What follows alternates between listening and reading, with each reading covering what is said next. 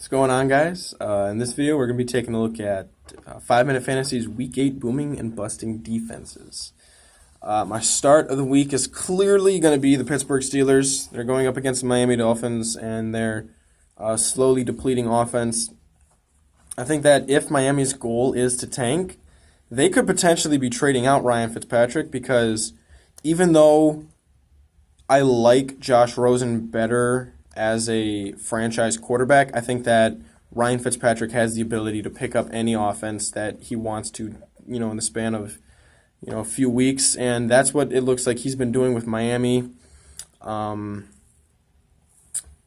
Fitzpatrick could accidentally stumble his way into a win in Miami, and so I think that he could potentially be on his way out, maybe even to Chicago.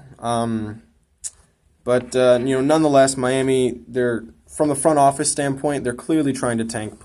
Pittsburgh has a pretty great defense again this year, so look for them to potentially be getting 18 to 20 points this week. I'm going to say start Green Bay against Kansas City.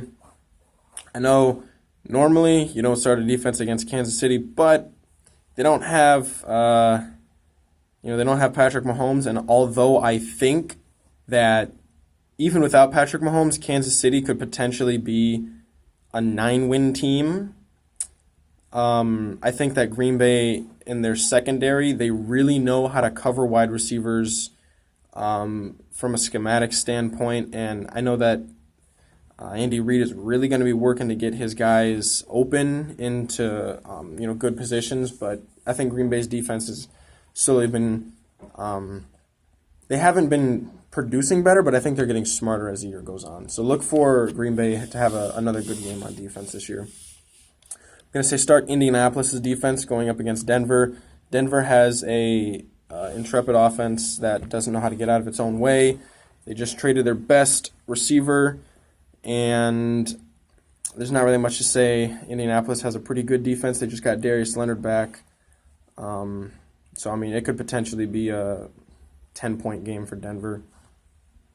And then start Jacksonville against the Jets. I think that the Jets are probably going to be winning this game, but I also think that Jacksonville could be getting quite a few sacks and keep it to a low-scoring game. My sit of the week, I'm going to say sit New Orleans.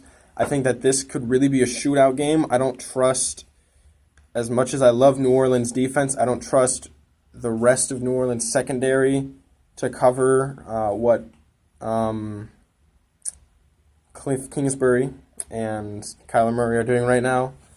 I'm going to say sit Tennessee. I think that Tampa Bay, coming off a bye, with Bruce Arians and the wide receivers that they have, I think that they could potentially put another 30-point game up this week.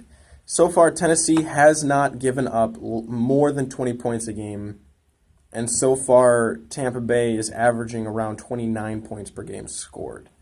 So look for this to be a really interesting game, a battle of the never mind. I was going to say a battle of the number one picks from 2015, but somehow Marcus Mariota got benched before Jameis Winston did. So, look for Tampa Bay to put a few points up on Tennessee. Sit Tennessee's defense. I'm going to say sit the Chargers' defense. I know that Chicago has a genuinely awful offense, but I don't think the Chargers really know what they're doing right now. They just lost the game to Tennessee, giving up 23 points, which doesn't sound like a lot, but I don't think that Chicago is going to be turning the ball over. They really don't. I think Chicago is going to be running the ball a lot because the Chargers can be had on the ground. I'm really disappointed in the former San Diego team so far this year. I would sit their defense. And then I'm also going to say sit Buffalo. I know that Buffalo has a pretty fantastic defense. It's top 5 in the NFL, especially in personnel. But I don't think that they can stop Philadelphia from scoring, 25 points. I think that Buffalo might win this game.